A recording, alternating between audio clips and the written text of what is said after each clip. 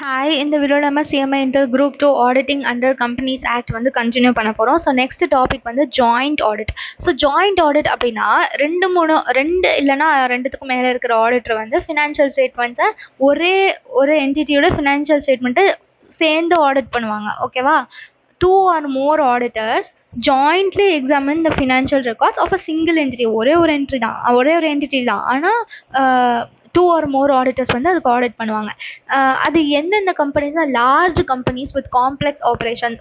ரொம்ப பெரிய கம்பெனியாக இருந்துச்சுன்னா அது ஒரே ஒரு ஆடிட்டரால் ஆடிட் பண்ண முடியாது இல்லையா? அதனால ரொம்ப பெரிய கம்பெனி, ரொம்ப காம்ப்ளெக்ஸான டிரான்சாக்ஷன்ஸாக அதில் இருக்கும் அப்படின்னா நம்ம ஜாயிண்ட் ஆடிட் பண்ணிக்கலாம். ஏன் ஜாயிண்ட் ஆடிட் பண்ணணும்? Better efficiency, division of work, timely completion of ஆடிட்டை சீக்கிரம் முடிச்சிடலாம். ஓகேவா? ஸோ ஒரு பெரிய பேங்க் இருக்குது அப்படின்னா ஒரு 2-3 ஆடிட்டர் அப்பாயிண்ட் பண்ணி அந்த பேங்க் வந்து அந்த ஆடிட்டை கண்டக்ட் பண்ணணும். ஸோ இதுதான் ஜாயிண்ட் ஆடிட் அப்படிங்கிறதுக்கான மீனிங். நெக்ஸ்ட், ஜாயிண்ட் ஆடிட்னால நமக்கு என்னென்ன பெனிஃபிட் கிடைக்கும் அப்படின்னா ரெடியூஸ்டு ஒர்க் லோடு. ஸோ ஆடிட்டை வந்து நம்ம டிஃப்ரெண்ட் பீப்புளுக்கு டிவைட் பண்ணுறோம் இல்லையா? அதனால ஒரே ஒரு ஆடிட்டர் பண்ணாங்கன்னா எல்லா பேர்டனும் அவங்களுக்கு தானே வரும். ஸோ அந்த மாதிரி இல்லாமல் நம்ம டிஃப்ரெண்ட் பீப்புளுக்கு நம்ம ஒர்க்கை டிவைட் பண்ணுறோம். அதனால ஒர்க் லோடு வந்து ரெடியூஸ் ஆகும். நெக்ஸ்ட் வந்து டைம்லி கம்ப்ளீஷன்.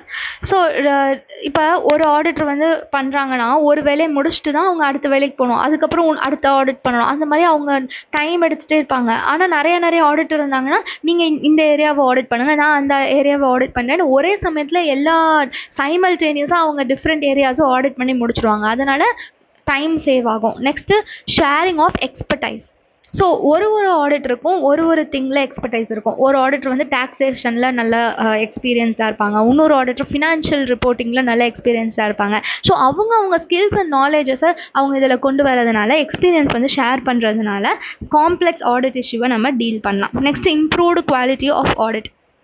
ஸோ நிறையா பேர் பண்ணுறாங்கன்னா எரர்லாம் கம்மியாகும். ஸோ ஒரே ஒரு ஆளே மொத்தமாக நிறையா டிவிஷன் ஆஃப் ஒர்க்கே இல்லைன்னு வச்சுக்கோங்க, ஒரே ஒரு ஆளே எல்லா வேலையும் செய்கிறாங்க அப்படின்னா அவங்க வந்து டயர்ட் ஆகிடுவாங்க, அவங்க ஸ்ட்ரெஸ் ஆகிடுவாங்க. அதனால தப்பு வரதுக்கான சான்ஸ் இருக்குது. ஆனால் நம்ம இந்த மாதிரி எக்ஸ்பர்டைஸ் எல்லாம் ஷேர் பண்ணுறோம், அதனால ஆடிட்டோட குவாலிட்டி வந்து இம்ப்ரூவ் ஆகும். Next healthy competition. இந்த மாதிரி ஆடிட்டர்ஸ் வந்து அவங்களுக்குள்ளார ஒரு காம்படிஷன் மாதிரி ஹெல்த்தி காம்படிஷன் வந்து இருக்கும். ஹெல்த்தி காம்படிஷன்னா பியர் கம்பேரிசன் அப்படின்னு சொல்லுவோம். இவங்களை விட நம்ம வந்து நம்மளுடைய ரெப்யூட்டேஷனை மெயின்டைன் பண்ணுறதுக்காக நம்ம வந்து நல்லா பண்ணணும் அப்படின்ட்டு நினைப்போம். 2-3 ஆடிட் நம்ம மட்டுமே ஆடிட் பண்ணுறதை விட ஒரு 2-3 பேர் சேர்ந்து ஆடிட் பண்ணுறோம் அப்படின்னா அந்த ஆடிட்டரை விட நான் வந்து நல்லா பெர்ஃபார்ம் பண்ணோம் அப்படின்னு நினைப்பேன்ல. ஸோ அந்த மாதிரி ஒரு ஹெல்த்தி காம்படிஷன் இருக்கிறதுனால நம்ம ஹையர் ஸ்டாண்டர்ட்ஸை அச்சீவ் பண்ணிடலாம். Next wider knowledge base. So இந்த மாதிரி நிறைய ஆடிட்டர்ஸ் சேர்ந்து அவங்களோட எக்ஸ்பீரியன்ஸ் எல்லாத்தையும் கம்பைன் பண்ணி ஆடிட் நடக்கிறதுனால ஒரு பெட்டர் ஜட்ஜ்மெண்ட் வந்து இருக்கும். Okay, wider knowledge base through combined experience of auditors. இதனால என்னென்ன டிஸ்அட்வான்டேஜ், லிமிடேஷன்ஸ் இருக்குது அப்படின்னா superiority complex among senior auditors. So ஒரு 2-3 ஆடிட்டர் சேர்ந்து ஆடிட் பண்ணுறாங்கன்னு வச்சுக்கோங்க. ஓகே, ஒரு 4-5 ஆடிட்டர்னு வச்சுக்கோங்க.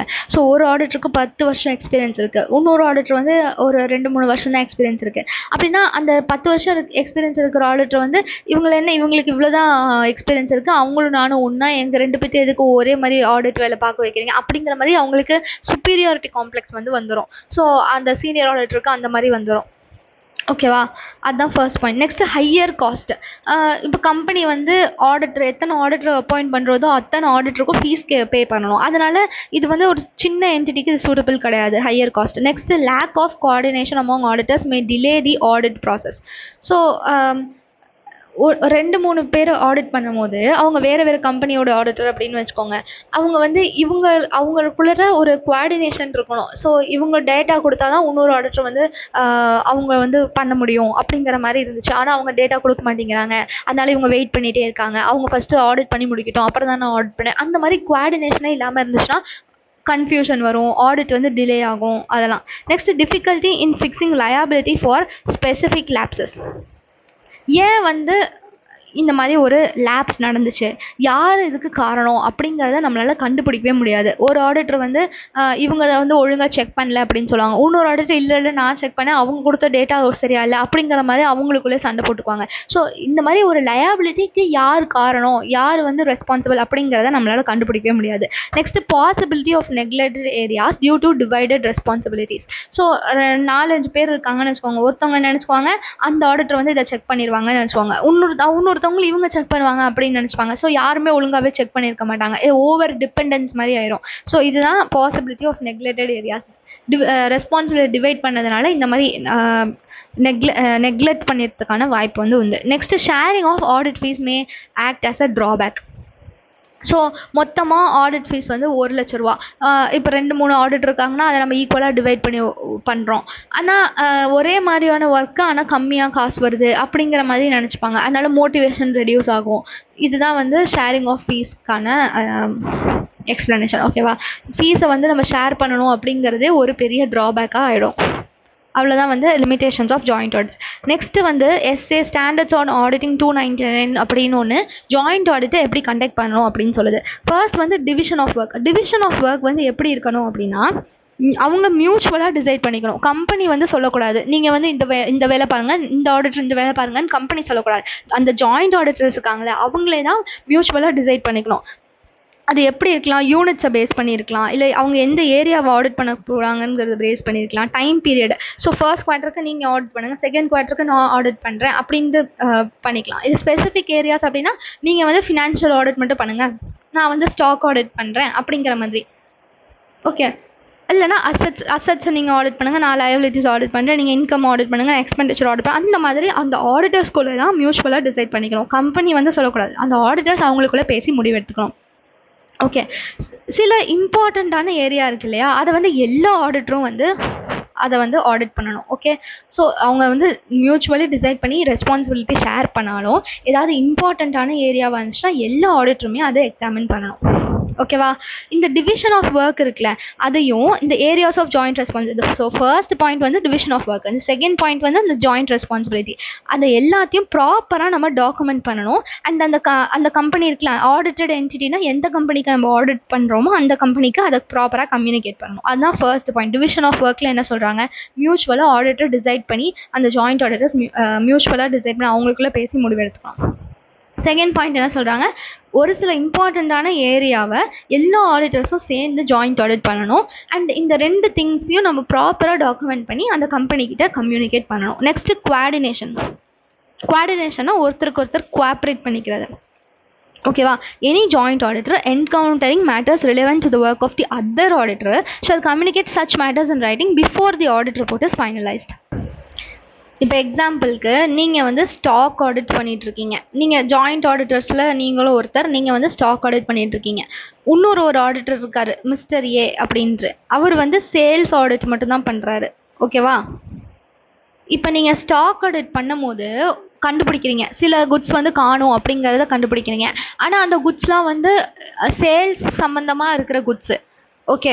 ஸோ நீங்கள் அதை போய்ட்டு அந்த இன்னொரு ஆடிட்டர்கிட்ட சொல்லுவீங்களா, இல்லை வந்து அவன் சேல்ஸ் ஆடிட்டர்னா அவங்க தானே பார்க்குறாங்க, நான் இதுக்கு அவங்கள்ட்ட சொல்லணும், அவங்களே கண்டுபிடிச்சா போயிட்டோம் அப்படின்னு நீங்கள் விட்டுருவீங்களா?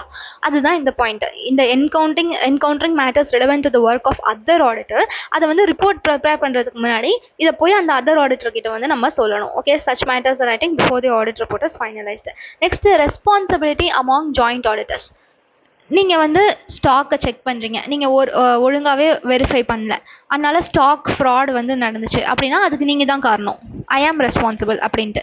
So each auditor is responsible for the work assign to him irrespective of individual reporting. Okay. எல்லா ஜாயிண்ட் ஆடிட்டர்ஸும் jointly responsible for work not divided. அந்த ஃபர்ஸ்ட் பாயிண்டில் படித்தால சில ஏரியாஸை டிவைட் பண்ணாமல் வச்சுருப்போன்ட்டு. ஸோ அந்த மாதிரி டிவைட் பண்ணாமல் இருந்ததுன்னா அதுக்கு அந்த joint auditors responsible. So stock audit பண்ணுற ஆடிட்டர் வந்து ஸ்டாக்கில் ஏதாவது ப்ராப்ளம் வச்சுன்னா அந்த ஸ்டாக் ஆடிட்டர் மட்டும்தான் அதுக்கு லயபிள். ஆனால் ஜாயிண்ட் ஒர்க், அந்த ஒர்க்கை நம்ம டிவைட் பண்ணவே இல்லை, அதில் ஏதாச்சும் ஃப்ராட் ஏதாவது நடந்துச்சு அப்படின்னா அந்த எல்லா ஆடிட்டருமே அதுக்கு ஜாயிண்ட்டாக responsible. Shared audit decisions and compliance with statutory requirements. A joint auditor is not responsible for matters raised by another auditor after submission of audit report. So audit report submit பண்ணதுக்கு அப்புறம் வேற ஏதாச்சும் ஒரு மேட்டர் வந்துச்சு அப்படின்னா அதுக்கு அந்த joint auditor responsible கிடையாது. Okay. So individual work assigned அப்படின்னா அந்த இண்டிவிஜுவல் ஆடிட்டர் மட்டும்தான் அதுக்கு ரெஸ்பான்சிபிள். அந்த ஒர்க்கை நம்ம டிவைட் பண்ணலை, சில ஏரியாஸை வந்து நம்ம டிவைட் பண்ணவே இல்லை, ஜாயிண்ட்டாக எல்லா ஆடிட்டரும் சேர்ந்து தான் அதுக்கு ஜாயின் பண்ணுறோம், அதில் ஏதாவது தப்பு வந்துச்சுன்னா அது எல்லா ஆடிட்டரும் தான் ரெஸ்பான்சிபிள். ஸோ ரிப்போர்ட் சப்மிட் பண்ணதுக்கு அப்புறம் வேறு ஏதாவது ஒரு மேட்டரை ஒரு ஆடிட்டர் ரைஸ் பண்ணுறாங்கன்னா அதுக்கு அந்த ஜாயிண்ட் ஆடிட்டர் ரெஸ்பான்சிபிள் கிடையாது. அதுதான் responsibility among joint auditors. Next dependence on other auditors.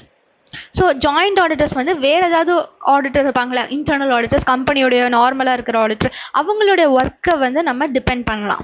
Relay on the other auditors to follow normal audit procedure without detailed verification of their own work. Okay.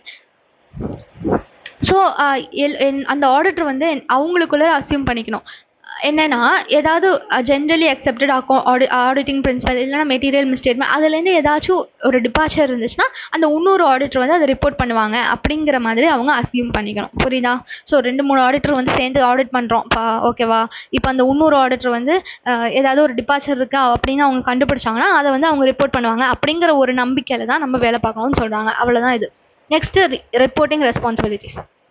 அவங்க ஜென்ரலாக காமனாக எல்லோரும் சேர்ந்து ஒரு ஆடிட் ரிப்போர்ட் தான் issue பண்ணுவாங்க. ஆனால் அவங்களுக்குள்ளே ஏதாவது டிஸ்அக்ரிமெண்ட் வந்துச்சு, அவங்களுக்குள்ளே டிஸ்அக்ரிமெண்ட் இருந்துச்சுன்னா அவங்க இண்டிவிஜுவல் ரிப்போர்ட் வந்து கொடுத்துக்கலாம். அவங்களோட இண்டிவிஜுவல் ஒப்பீனியனை எக்ஸ்பிரஸ் பண்ணி செப்பரேட் ரிப்போர்ட் கொடுத்துக்கலாம். ஸோ ஜென்ரலாக காமன் ரிப்போர்ட், டிஸ்அக்ரிமெண்ட்ஸ் வந்துச்சுன்னா செப்பரேட் ரிப்போர்ட்.